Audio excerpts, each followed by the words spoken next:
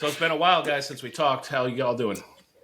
I'm doing great. I'm happy to jump back on with everybody and start chatting through like YouTube and kind of what's been going on since then. And my channel, I've gone to about one video a week, just because work's been so crazy. So right now I'm focusing on like quality video. So I'll do another video launching on Wednesday and then next Wednesday, and then I'll eventually get back to 2 videos a week. But right now, real quality. What about you guys?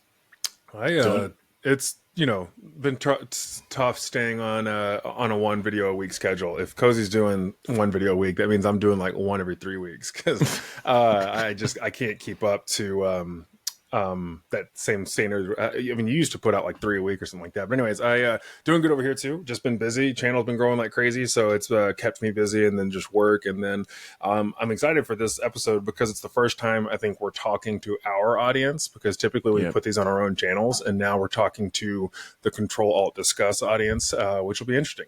So it's going to kind of change a little bit. It'll start small, but I think it'll grow. So okay. Yeah, looking forward to that growth. I'm doing good too, man.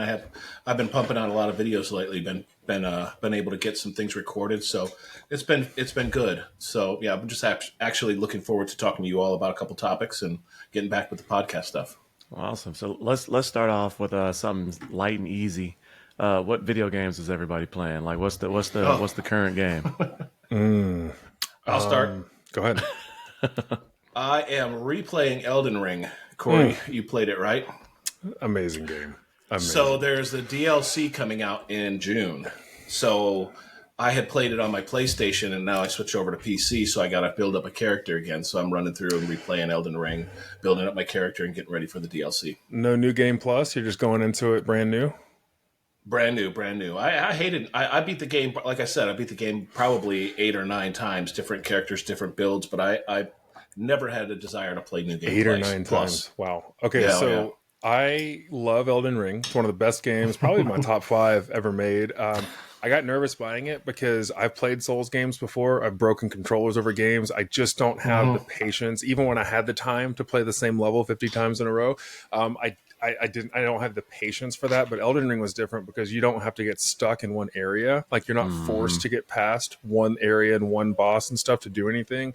You can go level up somewhere else and then come back. I had to get to level 180 before I could beat the game because my reactions suck, but it's such a good game. I want to get back into it because I've been craving a good RPG. And I know that we'll probably talk about the Fallout series here in just a little bit, but I'm about to reboot Fallout 4 with all of its DLC on Steam because I am getting these new OLED monitors and I want to play on, and I think it would look really pretty. But I also just play the absolute crap out of Madden. Ultimate Team on Madden is something that it's like my nightly ritual. I catch up on my YouTube videos from my favorite creators that day and sit down and just veg out on some Madden. It's really all I have time for. I have like an hour a day to game, or I'll play FTL, Faster Than Light, on iPad. That game is very addictive. I haven't played that. You haven't played that? Dude, that is one of the best, simple 2D games you'll ever lay your hands on. See, the crazy thing is I'm about to break both of your hearts because I haven't played Elden Ring either. See, but the really interesting thing is I was invited to the network test for Elden Ring, and I played it through the network test before the game launched. Really? And so I applied for it, got into it, and I did the network test when they were basically testing the server limits and different things like that. And I played it where you had to go in and, you saw all the bugs and different stuff like that. And obviously it was NDA, so I can't talk about like all of the stuff I had to do, but I did a video review on it, but my channel was kind of split at that time. So I took that review down, but it's still up. Like it's on, it's, you know what I'm saying? It's not a public, it's private. How did you do a video on a game that you had an NDA on? Well, because after the time period was up and the test was over, then people could review their experience within the network test. So like you couldn't share like all the details, but you could share like screens and different stuff like that. And I bought Souls back in the day. I never played any of the Souls games beyond 20 minutes. And I brought I think the newest one, not the next generation version, but the one in the last generation on the PlayStation 4 and Xbox One and whatnot. I bought it brand new, played it for 20 minutes, and put it back in the case and never touched it.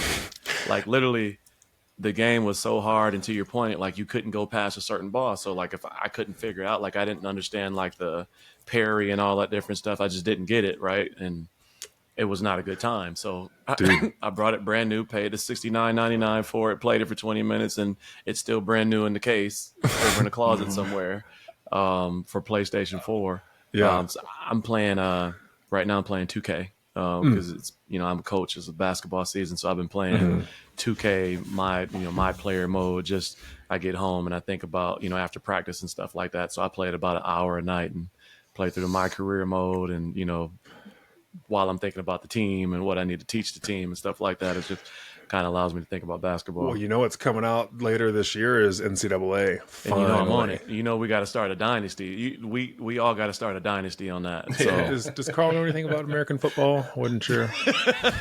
No, just rugby. Since I'm in the UK. I think we're all football fans here. I'm really pumped for NCAA. I was never a Madden guy because I always played NCAA. Same. And then obviously got forced to play Madden. But like, I just really hope they bring back the campus hero mode where you like start as a freshman and work your way up. That was always my favorite. I don't know what it was about it, but also the gameplay was just good because you don't have culture in football games like you do in college in the NFL. So I'm excited for that. And at least you did play some of Elden Ring. I wanted to ask Carl this because you brought that game up. What is your preferred build? Because all I've done is a stay 100 yards away sorcerer because I don't have good reaction times. What do you typically build? So what I did was I beat it first with the samurai guy, right? Okay. All the samurai stuff, and then I went through and.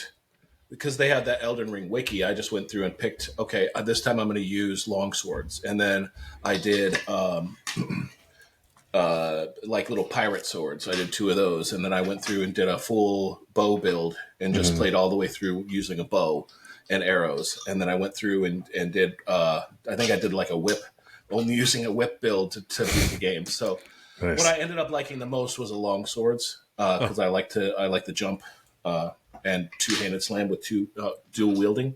Nice. So that was one of my favorites. Yeah. Nice. Are there any games that y'all have your eyes on right now that you haven't played yet? Yeah, there was like a Souls one that is coming out. Souls-like that's coming out. I can't remember what it's called though. I'll take a look. You guys go ahead and talk.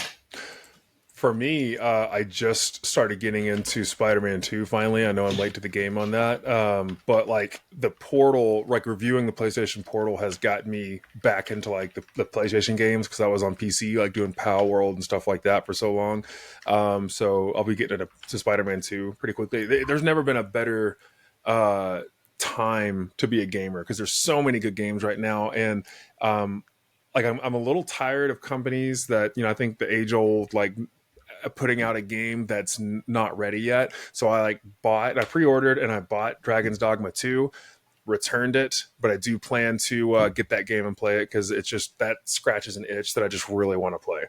That was it. Yeah, Dragon's Dogma, I think is what I was. Well, no, it's not. Yeah, that's one of them. Dragon's Dogma 2, and then there's another one I can't remember. Yeah. I hear you, man. I'm the exact same way. Between some stuff I got going on in my personal life, real job, YouTube, it's hard to find time to, it turns out kids demand a lot of attention, a lot of time and attention. It's worth it, but it's, they take up a lot of energy. That's for sure. So listen, speaking of games, I know one of the topics we wanted to talk about was the new Fallout TV series on Amazon Prime. And it's so good. Specifically in comparison to other game adaptions like Master Chief, right, and other things that are going Halo that's going on TV. So, what are you all's first impression of the new Fallout series? For me, I'm 4 episodes into it, so no spoilers. I'm no spoilers for me, and I'm not going to spoil anything from anyone else. But if you like Fallout, this show scratches that itch. I mean, from the design, the aesthetics, the acting, it's just like so Fallout, and I'm really excited because like The Last of Us, I was a really big fan of that adaptation. They deviated from the storyline quite a bit, which I'm not a big fan of. Some things I get more frustrated on deviating, and some things I don't. But for Last of Us, it didn't bother me because it was so well done. The storytelling, the visuals, really enjoyed that. I think Fallout is right there as well, and I'm excited to see. I hear that the whole first season is good. Hopefully, season 2 has already been approved. If y'all didn't know, so they're already starting filming that, which is exciting, and that means that it's a major hit. But I think the most refreshing thing for me is, like, as someone who has loved Star Wars and the Marvel series, like, whenever films and shows start catering to like political narratives, the quality just plummets, and you can put as many millions of dollars in CGI into franchises as you want, but if it's not scratching the itch for that core audience, it's just not going to work. And a good example of that, I don't know if y'all know this, but since Disney purchased Lucas Studios in the early 2010s for $4 billion, they have yet to be profitable. And if you think about how many Star Wars movies have come out, games, merchandise, they're still not profitable on Star Wars. And so because you're not speaking the language of the people that watch Star Wars, you're trying to invite a new audience who doesn't want it. And so I don't want to get political on this, too political, but I just want to say that Fallout's very much a breath of fresh air because they're just doing their own thing, and it's really well done. So that's what I'll say about it. Agreed. I love it. I've been watching it. I'm not as far as long as you guys, and again, no spoilers, but I totally 100% agree. They took it down a route where the people who played the game, in my opinion, can go, you recognize small little things here and there, small Easter eggs, things that are going on, the way that, the wasteland is, or the way that the people in the vault are.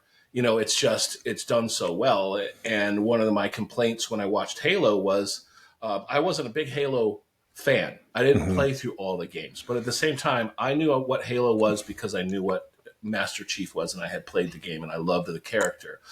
And you watch Halo, and the whole time you're going, can he please just put on the armor and kick some butt? Can he please just do that? Oh, yes, he's put on the armor, boom, boom, boom, done. And you're like, now I got to watch him with his little mental problems for the rest of the next 5 episodes. Master Chief has mental problems? Like they all like do. The perfect human. Like, why would he?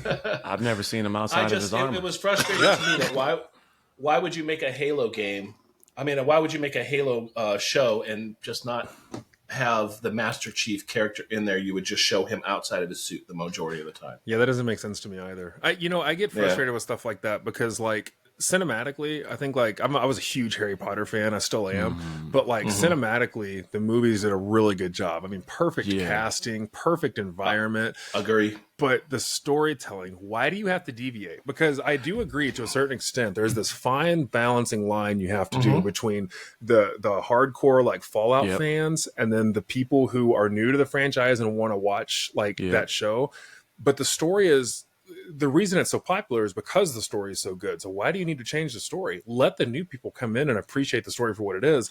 And also, let's not crap on your fan base. And so, like, I get so every Harry Potter movie, I would get more and more mad. And like the last one, I almost walked out of the theater because they completely changed the ending of the 8th movie compared to the Deathly Hallows book.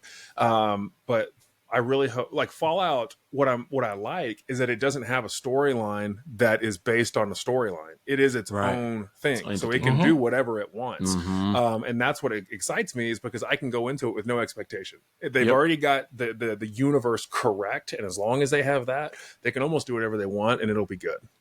Yeah, that's kind of my feeling on it. Like, the stage design, the set design, the character design, the environments, the way people interact with each other is what you would expect in a dystopian society, right? Post all of those different things, the disconnected knowledge of one area to the next, right? Because there's no internet, there's no, like, phone system, there's no way for them to understand what's happening over there versus here. And without jumping into the story, the way the vault people are versus, the Raiders on and top, stuff. right? And that intro, that first episode, right? Like, it was like, if you were a fan, like, you knew something was coming. You just didn't know how and when it was going to happen. And I thought that the way that they did that, and again, if people haven't watched it, I don't want to say anything about it, but the little girl, when she said it, right? And then I was like, oh my God, oh my God, like this thing is freaking sweet. So I think they got it all right. And to your point earlier, it's not necessarily political, but The Witcher right? First season was great. And then the second season. That's a great example. And then the third season, I didn't even finish the third season. I think I finished the second. I think I watched the second because I knew it was going to be the end of it, right? And so I was like, man, it almost felt like Game of Thrones again the last season, like where it was just completely off, That's such a good example too, because if your lead guy, like Henry Cavill is Geralt, right? I'm not even, I haven't even played the games a lot, but I like the Witcher universe, but he is Geralt. He is Geralt. Like if you would have started with Liam Hemsworth, maybe he would have been good, right? But when you're comparing it to someone like Henry Cavill, and you have a guy like that who leaves because they're refusing to follow the narrative and the storyline of The Witcher, that tells you everything that you need to know, right? Yep. And apparently in season 3, which I haven't watched, maybe you can tell us this, Cozy, but like season 3 apparently is like not focused on The Witcher, who is literally the name of the show is about. It's about all of the characters around him. That frustrates the hell out of me because I want to see Geralt beating the crap out of people, like I want to, or creatures and monsters and stuff like that. Yeah. Season 3, like I couldn't get into it. I've only watched like the first 2 episodes, and I couldn't get into it because of that. Like it wasn't focused. And I'm okay with character development, right? And understanding who the characters are and learning more about Ciri and blah, blah, blah. I thought they had the perfect cast originally with Henry and, and everybody that they have in position. And I don't think I'll watch it going forward. I just don't. To your point, he is Geralt. Like he plays them perfectly. And it's just weird after that, like to think that there's going to be somebody else in that role. So yeah, but Fallout, I'm all for Fallout right now. It's scratching all the itches, and I'm going to play it again as well. Well, anything that Walton Goggins is in, I'm a fan of. That dude is probably my top 5 favorite actors, and it's Walton, not Walter. Did y'all know that? No. Yeah, it's not Walter Goggins, it's Walton. Because we saw it when you paused Amazon Prime. I paused for a second when you said right. But look it up on IMDb because my wife and I were watching it. When you pause something on Amazon Prime, oh my god, there it is, thumbs up thing. Every episode, whatever you watch on Amazon Prime and you pause it, it tells you who the actors are on that scene. I love that feature. And we were like, Walton. Did he change his name? And looked it up, and half the internet thinks it's Walter. Nope, it's Walton Goggins this whole time. But that dude is fantastic. Yeah. So let's jump into this is something we've scratched a little bit on the last couple podcasts, and I want to ask you all's opinions. And then I know Carl has a very strong opinion on this, or at least thoughts on this. Would each of you say you're an early adopter to technology, or do you wait for people to figure out the bugs and then make your purchase? What's your thoughts on that as we kind of switch paces a little bit? I can start. So, I did the last thing I did early adoption on was a PlayStation Portable back in the day. And just never really enjoyed playing it. Yeah. And then I also, lined up a Target to get like a Game Boy Advance or something like that back in the day. So ever since then, back in the day. So ever since then, I just haven't been a early adopter of tech. And I know a lot of people are, and I know they like to run out and buy the latest, greatest stuff. And as a YouTube reviewer, I have a difficult problem because if I'm not an early adopter, then I never get to do a review on the latest hotness. If people are into the Claw or the MSI Claw, or they're into the Steam Deck or something like that, I'm not going to just rush out and buy it because I just don't do that. It's just not my personality. So I don't get to capitalize on all the hot traffic and all the stuff going on.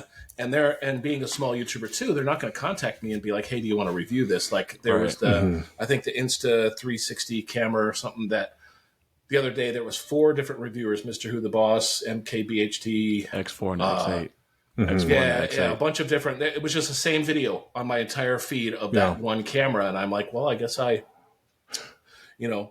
very, very far away from being part of that crew that gets to try those things out early, so I would have to buy it if I want to. So I'm interested to have people comment down below whether or not they are an early adopter or they wait to see, how it goes, and you can get it at a reduced price, Yep. you're touching on something I want to circle back on later on, which was a recent video by Marques Brownlee about do negative reviews hurt a company. We'll talk about that in a minute because I like those early adoption videos are great to showcase features, but I've never seen a critical one. Like I've never seen a reviewer because those are all paid sponsorships. Because the product's literally not even out yet, so they are all marketing campaigns. But when it comes and there's also different levels of products whenever they first come out, because there's some stuff where this isn't going to have an issue even though it's a first edition of it. For instance, like this company Cracked that does this. Let me see if I have it right here. This company called Cracked that I'm about to review this on. This is not a plug or anything like that. They, I got their Nitro deck. It was a great product. And then this thing is literally just coming out. It's a new controller they came out with. I'm not worried about putting my name on this, and because it just hits differently than something like a PlayStation Portal or an ROG Ally, because I think it doesn't have the marketing behind it. I think with the marketing behind it, there's a major pressure for those big YouTubers to provide a positive spin on it. And I do want to talk about YouTuber negativity, in addition to what I said a second ago, but I'd love to hear your thoughts too, Cozy. Yeah, as far as early adoption, I'm all for it, right? And I thoroughly enjoy being the first person to test something out. But I have a open mind, right? And from coming from a corporate environment, I know that the MVP or that minimal viable product isn't always the best possible thing, right? And I know that they'll release a product into the ecosystem to get reviews, to get feedback, right? To determine if that product, is the right fit, or they need to switch it or spin some things or whatever the case may be. And I think it depends on the size of the company, if they can afford that, right? So if you're a brand new upstart and somebody looks at that product and gives it, bad, review, and I'm just saying Amazon or something like that, that might hurt you. And we'll talk about the YouTube thing in a second. But the Rogue Ally, I pre-ordered it. Right, got it day one. You talked me into it. Yeah, it's one of my favorite. It's one of my favorite handhelds. It's not a handheld; it's a personal computer. Right, everybody thinks it's a handheld, but it is a full-on Windows-based device. Right, so it's a personal computer. Absolutely love it. Take it everywhere. When I don't take my Logitech G Cloud, which is my favorite handheld, and other things that this MV7 Plus microphone that I'm using. I got to use that ahead of the release, right? Early adopter, and I absolutely love it. It's I have the Shure SM7DB, and this one's on my desk right now because of the USB functions. And I don't know if I'll keep it, but I loved being the first person to test this out and go through the quirks and send feedback. And I just love those processes because I like to know how things work. The only time now, the difference between that, to your point, to Carl's point, is if I buy something for $1,000 and it's completely trash, as an early adopter, how do you feel about it? I bought the Samsung S95B when it first released, which was the first QD OLED last year. And I thoroughly enjoy that TV, but Samsung nuked it, meaning they took away about 600 nits of brightness from it through firmware updates. Initially came out at about 1,500 nits of brightness. Now it only gets to about 900. And they never gave a reason why they nuked it, right? And so the TV still looks great because of the technology QD OLED, but it's not the TV I purchased, right? Because they nuked some of the features. And so that's the thing when you're an early adopter. The second version that came out, the S95C, and then the one that released this year, the S95D, are the upgraded versions of the one that I have with all the bugs fixed in it. So I was an early adopter, and they tested it on me, right? So that TV, I paid $2,600 for the 55-inch when it first released. You can get it now for $1,200, only a year and a half later, right? So I actually agree wholeheartedly with Carl on early adoption. I hate it. Which I realized as I was talking a second ago, I didn't actually provide my viewpoint. As I was talking.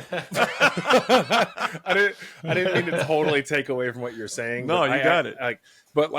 It's this weird balance because as a YouTuber that reviews products, it's kind of also my job to review things. Like I literally have the ROG Ally right next to me, and I remember having serious buyer's remorse a couple months into it because of the SD card slot overheating feature, because a lot of the problems that people were having with the Ally, and I'm like, this is why I don't buy stuff. And as the YouTube budget gets bigger and it makes more sense for me to become an early adopter, and maybe if I can even partner with those companies, sure, I'll early adopt. I'll do some testing.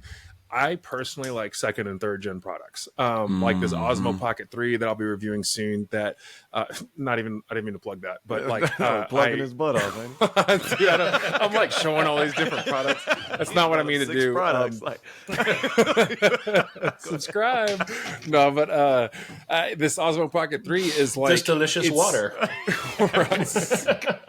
But like this Pocket 3 that I got, which is now my second camera, is a great example of that because it's perfected, and you got to wait for that. You know, that comes with patience. And because I almost bought the first gen one, second gen one, but I was like, we're right around the corner. It's got to be coming out soon. And sure enough, it was fantastic. So I'm not an early adopter by any means, but I have to go against my own grain as a YouTuber and start bringing products in because people depend on us. They really do. Yep.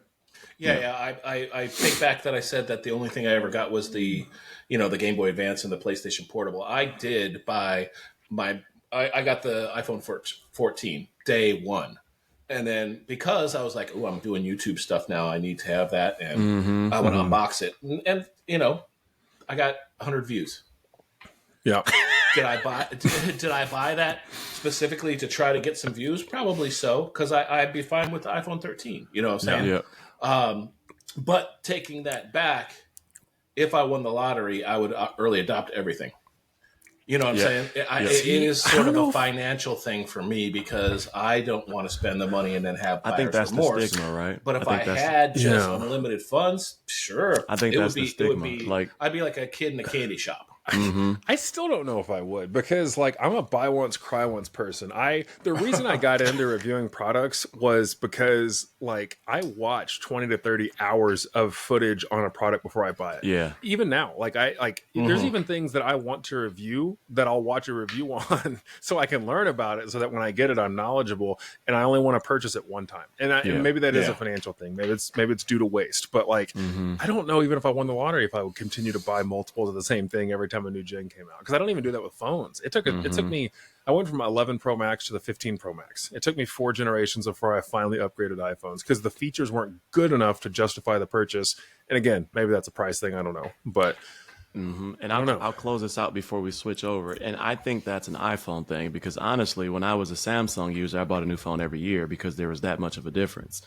And when I switched over to iOS, it's usually about 2 to 3 generations before there's a big enough change to justify being an early adopter outside of a reviewer, in my opinion. And that's just my opinion as an iPhone user, right? Because we talked about, I switched to the 15 Pro Max only for the USB-C. It was not the camera. The camera is almost identical minus a few features. Yeah. Right. And so like the 14, I have buyer's remorse for my 15, thinking I would prefer to have my 14. And that's my plug. I'll talk about that in a future video. Right. But early adopters, I do think, to Carl's point, if I had more money, it wouldn't be an issue. Right. Because the problem with being an early adopter is when you feel like you wasted your money because you got something new and then that better version came out immediately after or later down the road. So let me if you have another point before I switch gears, go ahead. Yeah, I got one more point on why I'm not an early adopter, because as I'm reviewing more products, I'm running out of storage space and I don't have room for multiple generations of products. Like, because I hold on to the products that I reviewed just in case I need to compare them in the future or showcase them.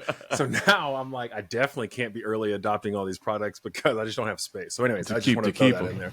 Right. I'm not switching gears too far. Let me ask you this: on the flip side, right? So early adopter on the front end, on the back side, do you buy refurbished, or would you buy refurbished? No, I hate refurbished. I buy a lot of refurbished stuff, and I'm extremely happy with it. I haven't bought a new laptop in a very, very, very long time. I'm stuck up because I can get like super deals. I'm actually going to do a video on this when I get around to it on Dell refurbished, and that's basically what I'm recording on right now. Is a 17-inch Dell laptop with a RTX card in it and all sorts of stuff that I got for $400. Like a it's like an i7 9th gen, and the thing blazes and it just keeps up with everything that I need to do for my content creation. And I'm totally fine buying refurbished, but some people shy away from it because they're concerned of, if it's refurbished, why did it have to be refurbished in the first place? Did it suck? Was it a crappy product? And so I'd be very interested to know why you might not want to use refurbished. It's like a rat in a trash can, right? Yum, these scraps and seconds are delicious. Like but they gave it a bath. They shined it up. It's like shining up a turd. Well, and here's the thing. I've bought refurbished in the past, and I've never had an issue with the refurbished product, right? Like, especially back in like the old school days of like GameStop and console refurbished, stuff like that. Like, I always bought refurbished then. I don't know why I'm like this. I just like buying it new. I don't know if it's the unboxing. I don't know if it's like if I'm that product's first. It's a weird way to say that, but like it's I don't know, man. I just something about the newness of it. Like I don't have this subconscious thought process of, oh, is something going wrong with it because someone else had it and it was refurbished. And you just have better warranties on new products. Like like the warranties are a big part of it as well. And that's pretty much it for me then, I'll say. For me, it's not if I buy refurbished, it's where I buy refurbished, right? Because I have no problem with buying refurbished at all. I've had scenarios where a brand new product dies in a month, and I've had a scenario where an old gateway computer that I bought back in the day lasted 12 years after being refurbished. And the only reason I upgraded because I switched from it because it was no longer capable of playing the games that I played, right, or running the programs that I played because it was an old build, and that was when I built my first custom PC. Leaving from that one to my first custom PC, like Apple products, you get an Apple product refurbished, like they stand by their products, right? And so, like if you go get an old, see, that's a bias right there, right? Saying old, but you can get a refurbished. Mac Studio right now, a 1-year-old Mac Studio where somebody turned it in. They may have upgraded to another one or whatever the case may be. And so that's important. It might not be damaged. It might not be damaged, right? Because you go on Best Buy nowadays, right? And they have the as is, and they tell you the excellent condition, good condition, bad condition, with minor scratches, blah, blah, blah. And so, I've bought a laptop for my wife before that was a, refurbished HP, laptop, and it was excellent condition. And she kept that until, again, like it was just not enough RAM, not enough storage, and we upgraded. So maybe I don't mind it as long as it comes from a company that I know has a reputation for having good refurbished products. Yeah, I think Apple's a great example of that. But I think for me, for some reason, maybe I'm being picky, the terminology pre-owned is not as bad as refurbished for me.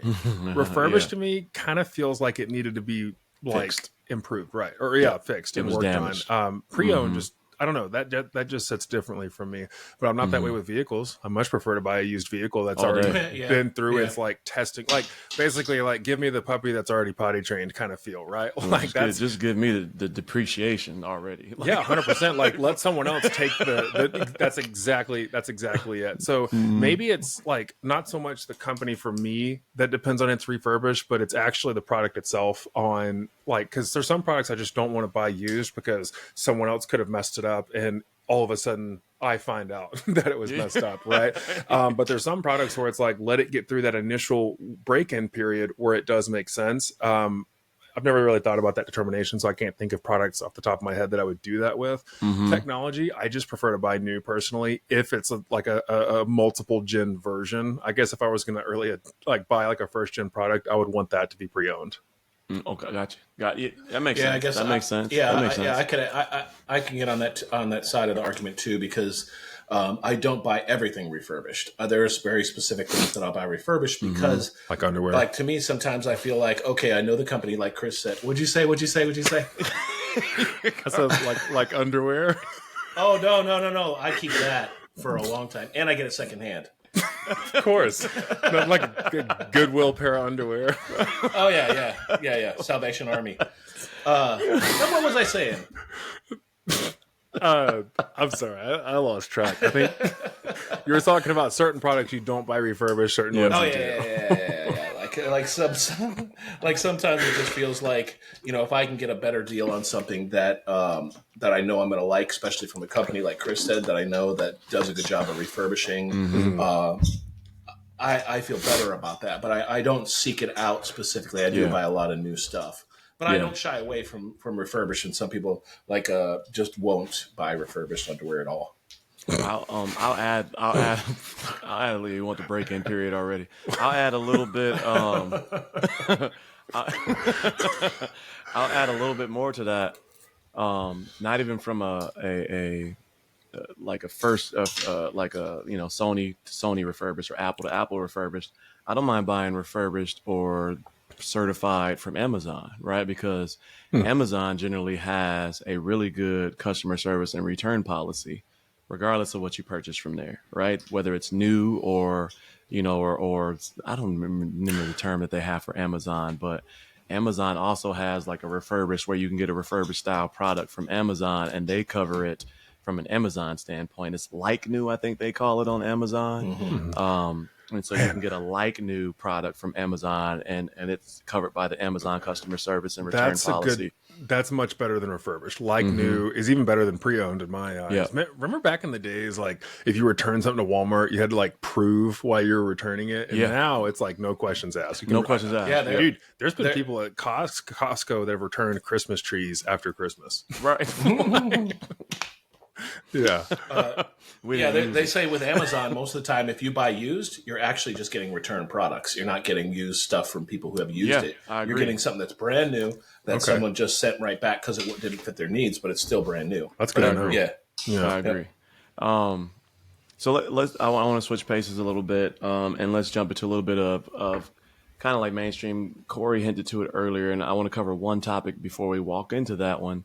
Around do bad reviews hurt companies? And so before that, I want to jump into the current Pro X60 keyboard for Logitech, right? It's Logitech's first 60% keyboard, right? And there are so many reviews right now on that keyboard that are extremely negative. And the reason is because they say that it is late to the market and it is not innovative.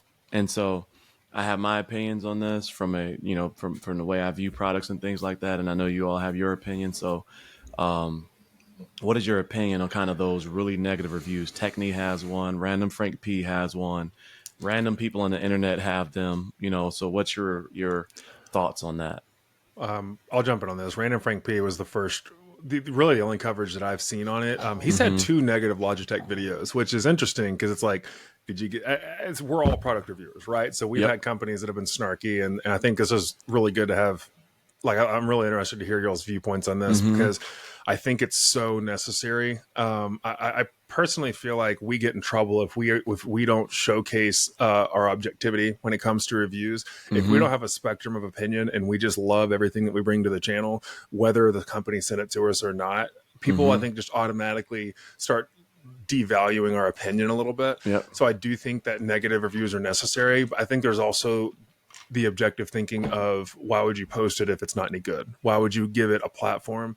I have a problem with that argument because I think, you should still listen to people that you don't like, right? I think that's a problem in today's world. People refuse to give people with different viewpoints a platform because they're scared of, I think a lot of times it's because they're scared to change their mind and they don't want to hear anything that takes away from their own beliefs.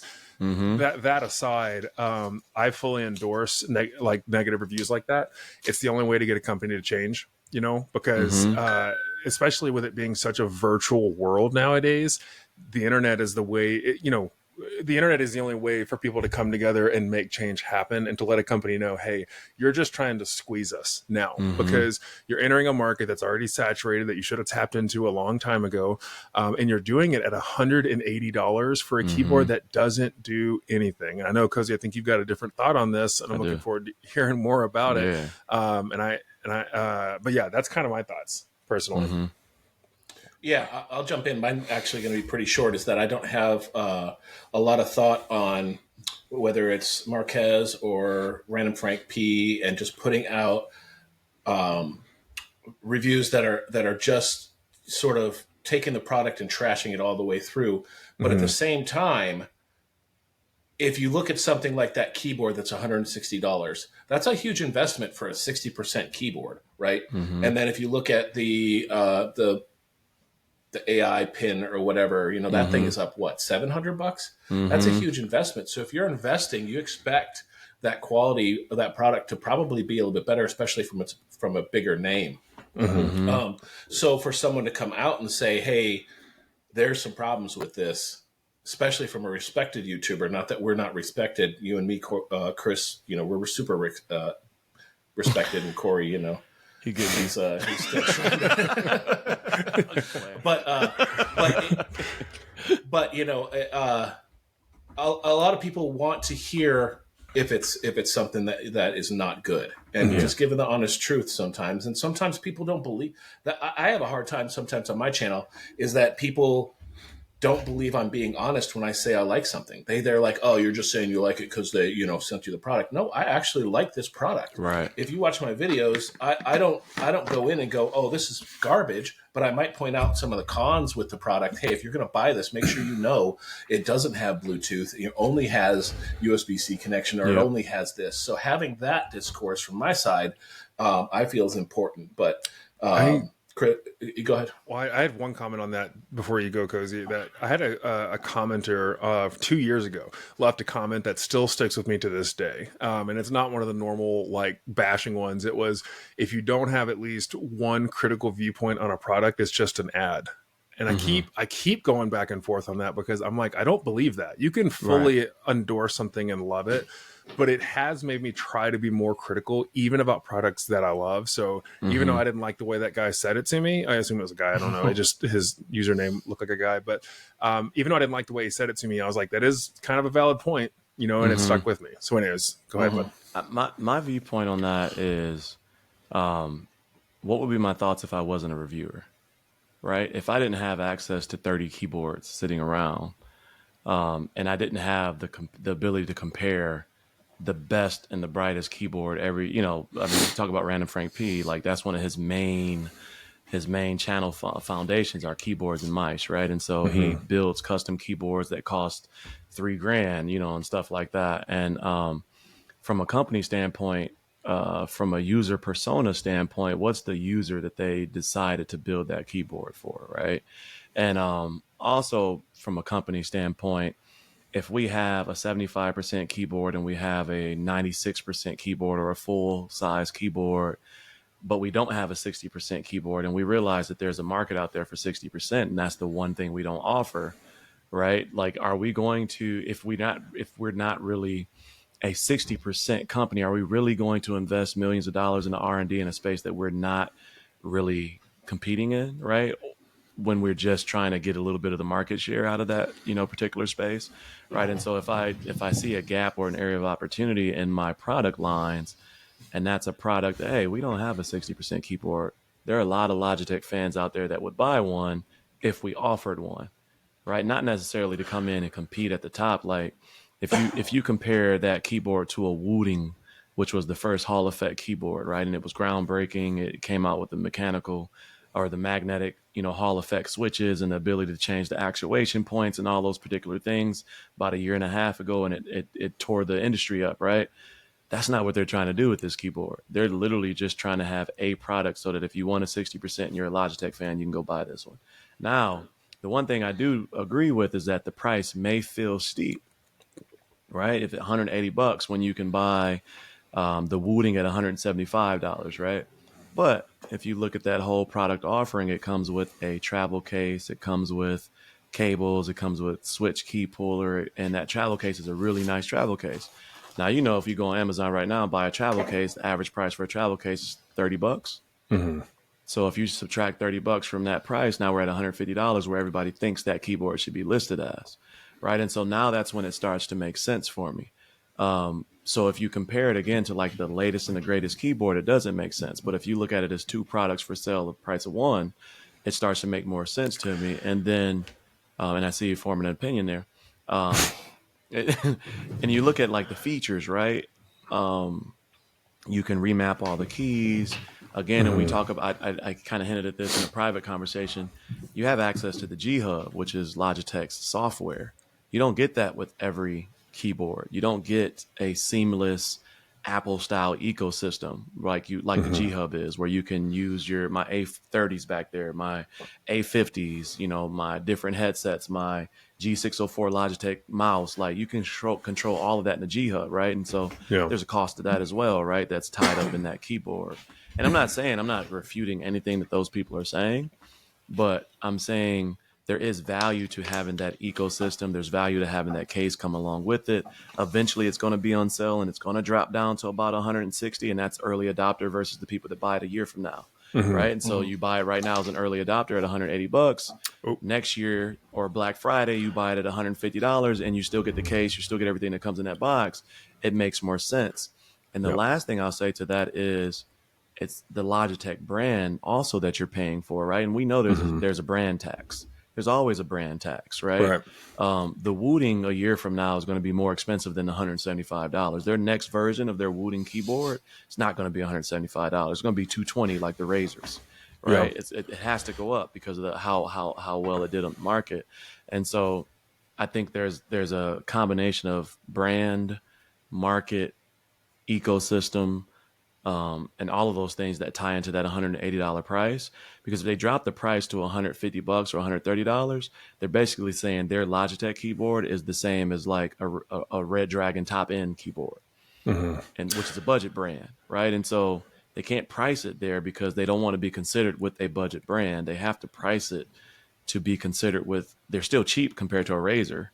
They're still cheap compared to like, or a little bit higher than a Newfie. So it just really depends. Well, my face lit up a second ago because that was yet another reason why I don't early adopt, right? Or like high price tags. And they'll eventually drop. It's interesting. I understand what you're saying. I think that like if they were doing something new and the quality control was on point, I'd be a little bit more supportive of it because like it's not new because like Razer Synapse, they've had their own, chroma key. I don't think it's quite as robust in terms of how many things you can add to the system like Logitech's can. And I don't know how universal G Hub is to work with anything third party. So I might be not the most knowledgeable on it, but it's nothing new that has access into it. And like the layering system for the keyboard itself, like is good. It's something that I think a very small share of Logitech's consumer base probably actually heavily uses because it's a little confusing to learn. But once you learn it, it's great. But I don't know, like I would rather have macros than layers personally, and I don't use enough macros to justify having a different layer, and that's a big selling point of the G Hub software. So like. For like a super Logitech user, I still feel like they would invest in a bigger keyboard unless you just really wanted Logitech's brand on a 60% keyboard. And there are people who are like that. There's no doubt about it. There's people that are like, I want all like for me, I'm trying to have a Corsair setup, even though I'm not even close to that because I just like the way that they look. So I understand that mentality. But like whenever Random Frank P shook that keyboard on camera and you could hear things rattling around in it, it's like this thing was rushed. It's a cash grab. And I think that is probably why I support the reaction from people because Logitech did this from a pure business perspective and not a consumer perspective, which it's a business. I get they're going to do that.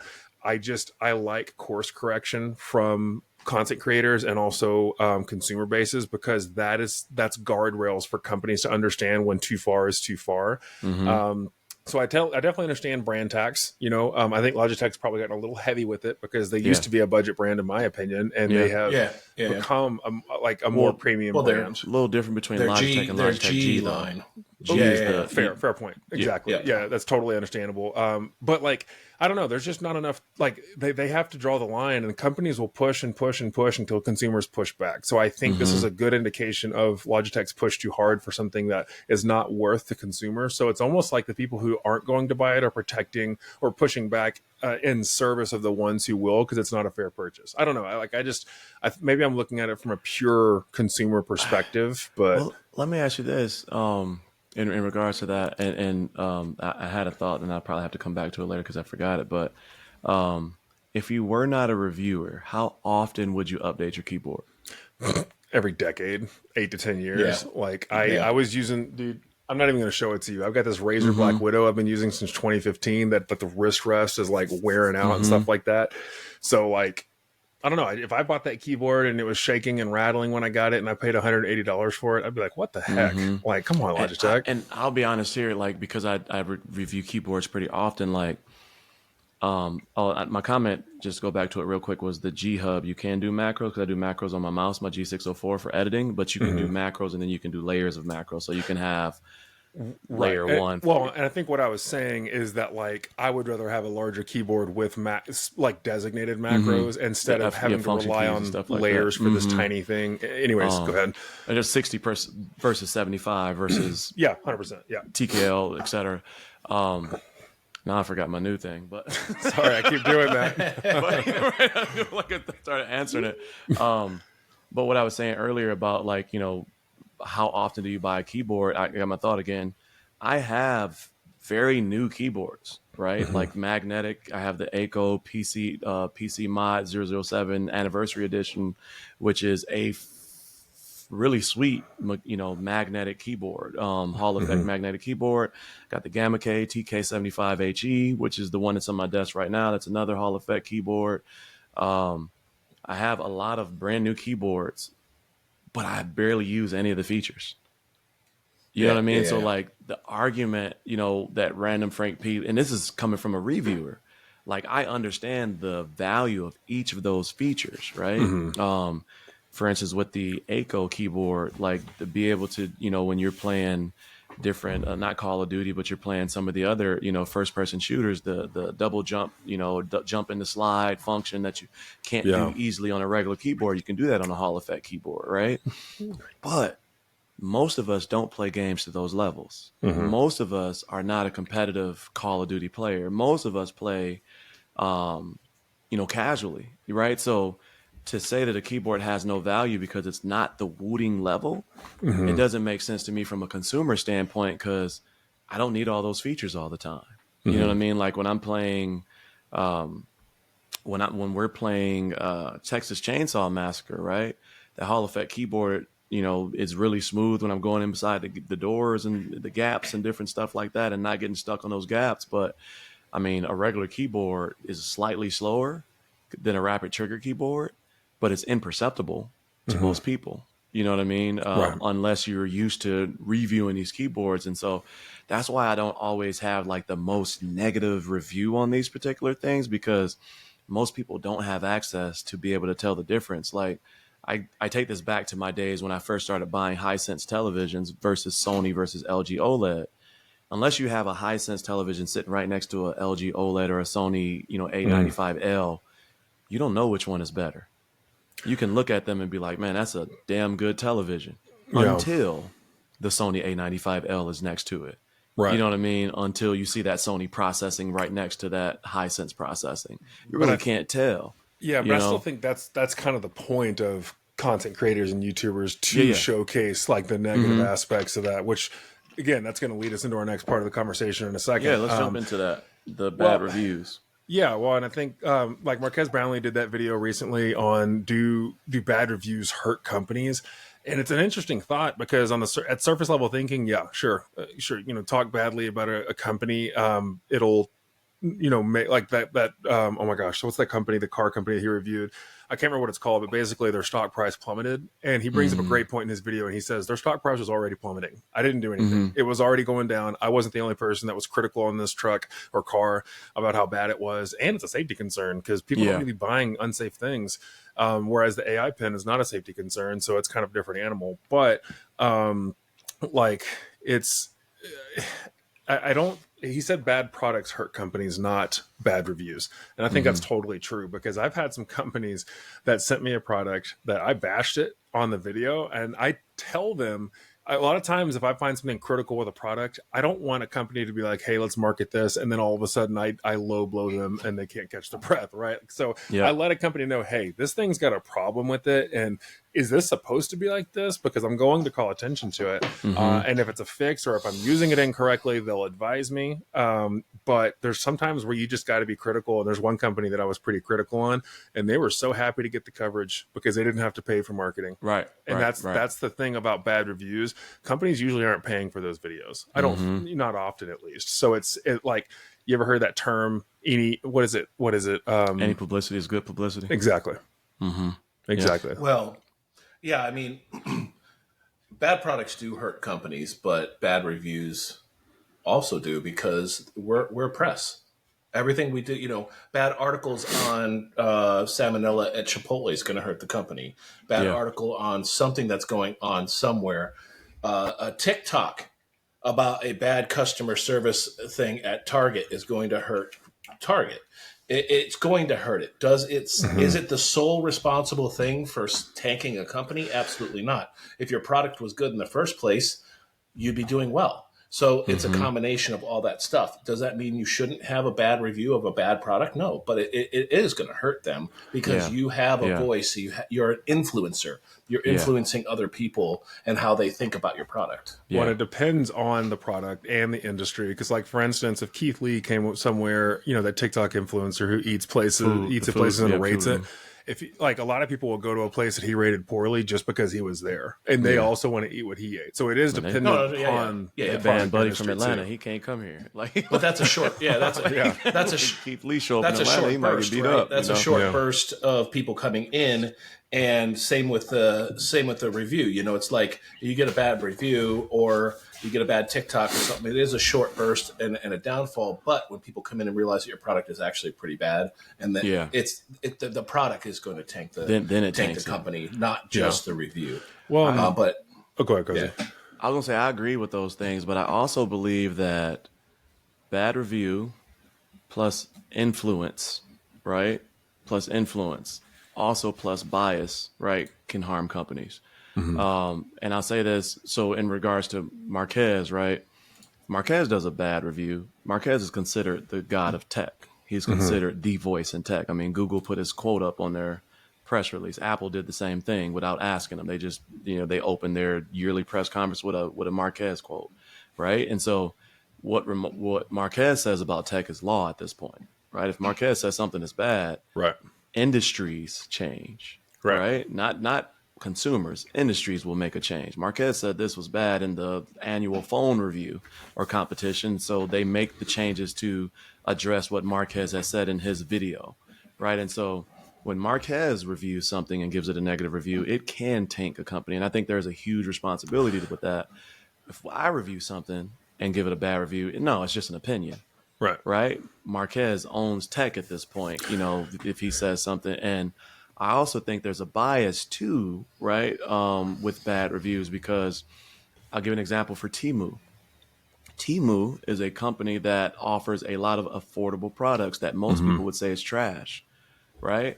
I've seen a ton of cool products from Temu that I actually like, that I have on my desk upstairs as main components of my desk that I like a lot. They're cheap products, and other people would say those are trash, right? And so some people consider those bad products. But to me, because of my perspective, hey, let me get this $20 projector, astro projector that projects on the ceiling, galaxies and supernovas and stuff like that. It's $20. It's cheap. It looks good. It does exactly what I need it to do. Technically, that's a bad product because there are much more expensive ones that are available. And if you have a bias against cheap products, you'll see that as bad. And the average person may give that a bad review. And I'm sitting here saying it's a good product. It's still, I bought that thing a year ago. It's still on my desk. Daily use, Yeah, it brings up a good question on Marques, because do y'all think that he doesn't understand his reach? Because I feel like he does. So for him to say that he doesn't feel like like his review impacted it as much as the product itself, like, what do y'all think about him saying that? I think it's a combination of both. And I let Carl, because I just talked for about 5 minutes. I think it's a combination of both. I think he is human, and he doesn't always understand his reach, right? He's humble. He's a humble human. Which I appreciate very much. Yeah, I appreciate that. And I think that, he was surprised when Apple used his quote last year, and he mentioned it on the Waveform podcast. Right, and I'm sitting here like, no shit, you're Marques. For him to for him to mention it probably means he was pretty upset about it, because it's like, you need to ask permission, not just assume. I thought he thought it was cool the way he said it. Really? I took it as he's like, they didn't ask for that. And I didn't think he liked it. I took it as he was like surprised. Like, they used my quote. They didn't even reach out. They just did it. Like, that's super cool. Like, that was a moment for me, like hearing my song on the radio. Carl, will you text him real quick? It's Carl, what's your thing? No, I asked him already. He never answered. Sometimes he's a little because busy. his head is too big. He can't get back to a small. He's too humble to get back to you. Right. What's your thoughts, Carl, on that? I thought the same thing when you asked that question. I noticed that in the video when he's saying, it was already going down before my review. But the reality in the situation is it's going to affect it in some way or another. So he has to understand that. I don't think he was saying his review did nothing to hurt the company, but I think what he was trying to say was people are making it out as if my review tanked and bankrupted that company because of my review only. So, right. Yeah. Do I think he knows? He has to know his influence. Come on. Right. You know, he has to know it. Man was on GQ. Dude, I've seen people at like NES freaking out that he's in the room. So he has to be aware. Yeah, yeah. Oh, yeah. Mm-hmm. Yeah. Well, go ahead, Cozy. I was going to say he might not have been solely responsible at but 55%, 45%. Like, you know. Well, you know, yeah, it's tough to say. I think if anything, he might have accelerated the process, but that's the thing. Yeah. But he definitely wasn't the sole cause, because again, it's the product itself that caused their downfall, and it was already starting before he said anything, and he wasn't the only one to say it. Mm-hmm. But I think my respect for him in that video grew, because I know it's not easy to be in front of millions of people. It's not easy being in front of 100 people like we do and say something negative about a company, because then you get an email from that company saying, "Hey man, like you didn't have to, be that brutal about that." But it's it's refreshing to not only that he did that, but also that he doubled down on his opinion. I think that is the bigger thing that I want to take away from his video, is that he's like, yeah, I said this. Yeah, I'm under fire about this, but it's true. And I really appreciate him doing that. He didn't fold to the pressure. So my respect for him increased quite a bit.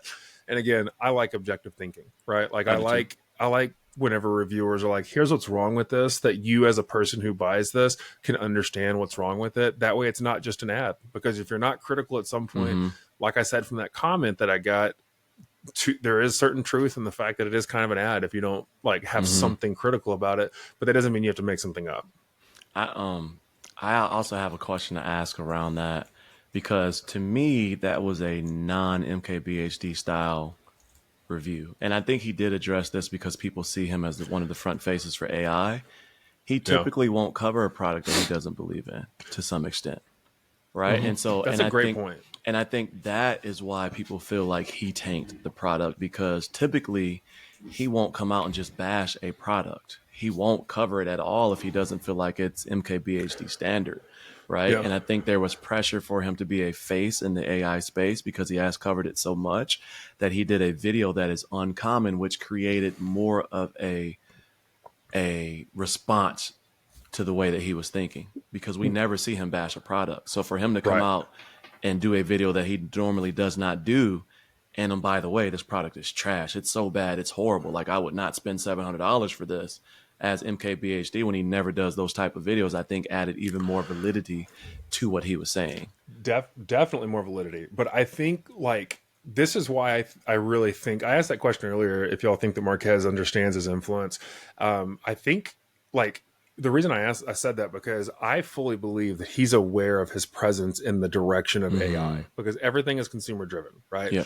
If people aren't using AI, it's not going to grow. And I think I think he views it as, hey, I'm a big voice in oh my gosh, the thumbs up thing. He views it as, he understands how big his voice is, and he has the power to make sure it doesn't go in the wrong direction. Yeah. And that's why I think because when I remember watching it, and I was like, man, he really went out of his way to review this product that's not any good, but it's in a completely unknown industry that is dangerous. AI is dangerous. There's no doubt about it. And we're it's like he said in his past videos, it's never going to be worse than it is today. It's always going to be better. So now is the time to put those guardrails on and say, this is not acceptable. This is not going to be something that we appreciate as a consumer, because we don't want to, for lack of a better term, half-ass the AI industry, right? It needs to be done correctly. And so I appreciate that he went out of his way to attack it, simply because these companies need to know that you got to take something like AI seriously. And Marques has a huge voice in that. Yeah. Yeah. And also it does seem like 2024 is the year of Marques putting out bad reviews. Maybe it's just the fact that I've only heard about them, but it's, that car, the electric car or whatever. And then it's just those seem to be the big talking points lately. And is he starting to do more of those because he can get more growth, or is he really doing it just to? Well, yeah. It's a good marketing stand. I mean, because who is the topic of conversation right now? Marques is all over the place because of this. And so it could be a marketing campaign. He's on such a different level that, like, I hope that one of us gets to that point, you know, like really big like that. But he's just Chris is close. I think so. Yeah, right. I think he's the closest. But Carl will be past me in a month. He's pioneering an industry, right? And like AI hasn't existed. And AI YouTube has not existed, right? Like the reviewing of YouTube, and he is the voice for that. So I don't know, man. Like I'm really excited to see how this kind of plays out. And I actually I wish I could tell him, dude, you got to keep up the negative stuff. I like it because you're corralling these companies, just like with Random Frank P and Logitech. Logitech needs their hand slapped because they went too far. You push until the consumer pushes back.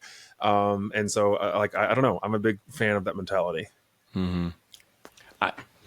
I agree with you. I think that I do think he knows his influence. I mean, how could you not, right? At this point, you know what I mean? Yeah. Like people, he's sat down with presidents, and he sat down with Elon Musk, and he sat down with, it doesn't matter the industry. He sat down with Will Smith. Like, you know, it's like people want to sit down and talk. And didn't get slapped. You know, and didn't get slapped. You know what I mean? And I'm sure Jada came up in that conversation. But yeah, we've been going at it for about an hour now. Is there any closing thoughts? Of any of the topics that we talked about today? Want to shout out anything you got coming up on the horizon? I wanted to go back to something we talked about earlier, which was I'd buy new underwear, dude. I don't buy used underwear. Dude. Just to make that clear across the board. Trying really hard to prove that, Carl. Once every 10 years, but yes, it's new when I buy it ish. You waited way too long in this video to say that because most of the people that heard that have stopped watching. They stopped watching. Everyone stopped watching. Yeah. That guy does not. Yeah, but they hit underwear. That subscribe as soon as they knew I was thrifty enough to buy Salvation Army underwear. But I do want to address anyone that's watching right now. Be sure to leave a comment on things that you want us to talk about. We'll reference you in the video, and we're always looking for new ideas to chat about, things that are topical, just your thoughts on products that we can discuss.